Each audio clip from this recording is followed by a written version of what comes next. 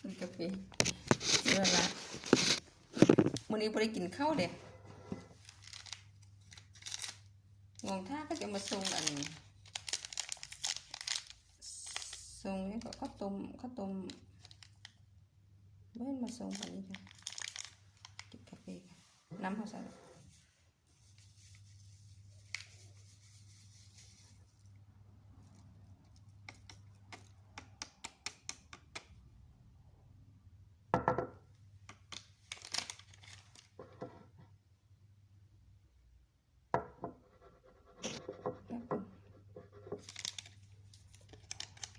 ก็จะเดือน้องหักกันออกมาให้เนาะ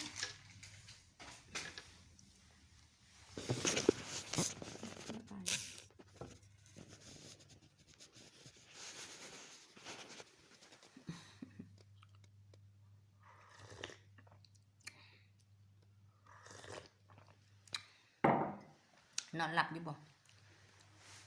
2 โมงหรือได้เนี่ย2 โมงแล้วมากินลองไว้นอนหลับมาค่ำก็จะกินแต่ว่าเขากินของกินแทนเราเมื่อเช้ากินแกงเห็ดตอนช่วยมาเรากินยอกับอัน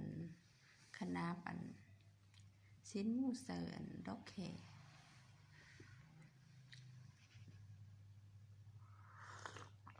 กินมะม่วงนิดนึงมะม่วงส้มกินกาแฟซะบนนั้นเข้าบุเจ้าเข้ามาดิ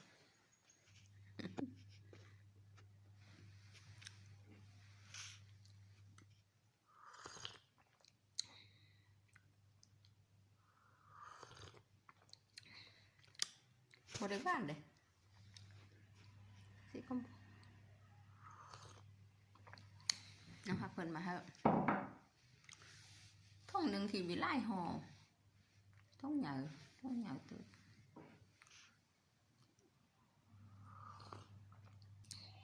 30 ห่อบ่บิด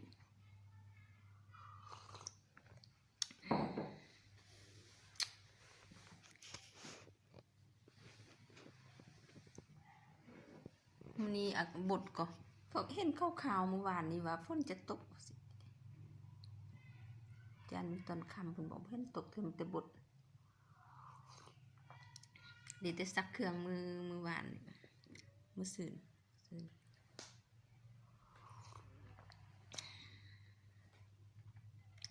ซักเครื่อง2 มือคนใดจึงแห้งเลยเครื่องหน้าก็เป็น3 มือคนละ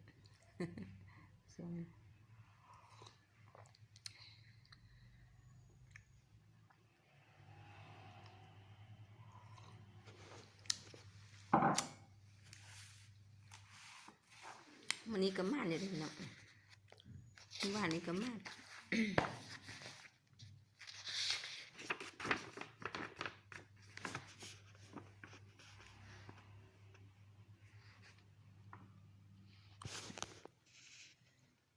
เศร้า4 ต้น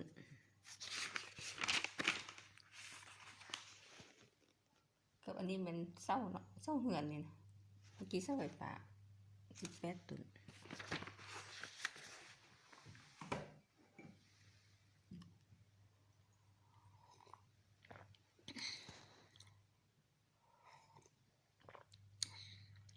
คำนี้นอนหลับหรือเปล่า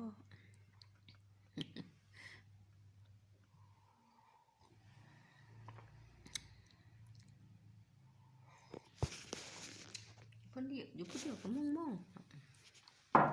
องใจเลยแต่คันได้ห้องเพลงได้เบิ่งคลิปนี้ได้ห้องเพลงแล้วก็บ่มองอยู่กับโทรศัพท์เห็นคลิปยังลงไปกับกดไลค์กดแชร์กดติดตามมาเด้อเพราะว่าสิตัว Facebook เฮามันอยู่แนวผู้หล่ออยู่แนวผู้หล่อแต่ว่าเกณฑ์ผู้หล่อหั่นน่ะผู้หล่อที่จะอันใดน่ะมันต้องอายุ18 ปีตามพระเจ้านะแล้วประเทศที่มีสิทธิ์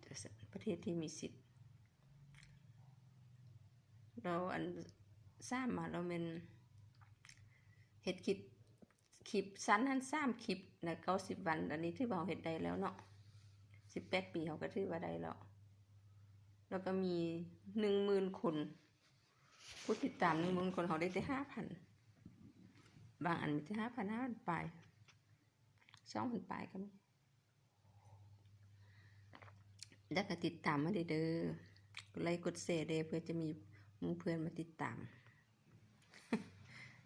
ถ้าคลิปก็ตามมีตามเกิดนี่แหละเนาะอยู่ฮอบตัวแถวเฮือนนี่แหละใกล้เครื่องเนาะผลิตสำเร็จรูปบ้านผักเนาะผักกระดนได้ขึ้นไปพอลูกคุณอยู่ถึงปั๊มน้ำมันก็บ่ได้ไปเนาะบ่ได้ไปถ่ายจะล้านมาห้าบางเทื่อบ่มาห้าเท่าหญิงสัมไปห้าเท่าสายถึงแต่เบิ่งกล้องเอาผลิตดินบล็อกกับลูกชายผลิตอยู่ดอนกลางมันเนาะ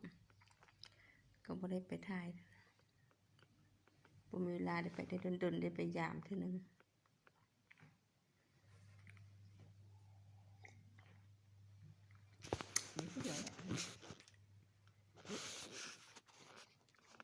รอครับแขกเครื่องก็บ่มีก็เจ้าน่ะแต่เศร้าเฮือนนี่ก็ยังว่าคนจีนเพิ่นมาสร้าง16 ต้นแล้วให้อันบ่ให้จำก่อนสินี่เราก็บ่เข้าใจเฮาเด้เลยบ่จำเรายังบ่เห็นมาปานนี้เถื่อมันมีผู้มาสร้างเติม18 ต้นเติมเดียวนี่จังอีเฮาพาก่อนพอรุ่นผู้เฮ็ดก็บ่ทันได้เฮ็ด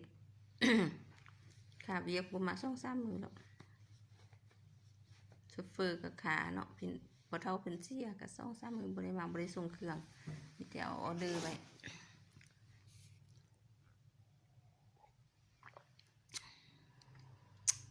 มาเด้อสู้ๆเด้อแต่ละอาชีพก็มีเกียรติมีศักดิ์ศรีของบ้านของเราเนาะ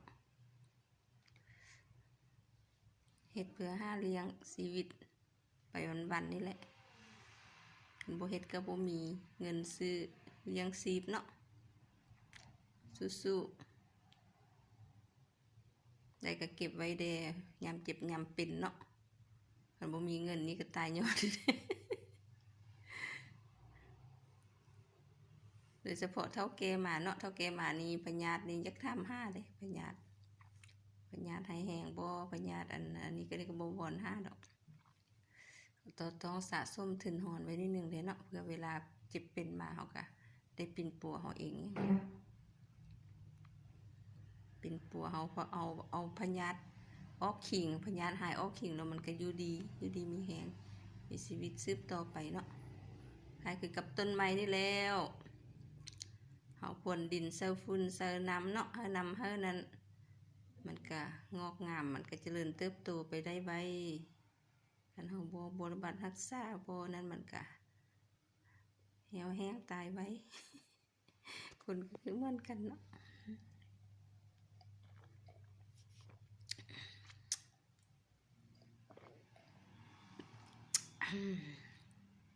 กดมันแล้วกัน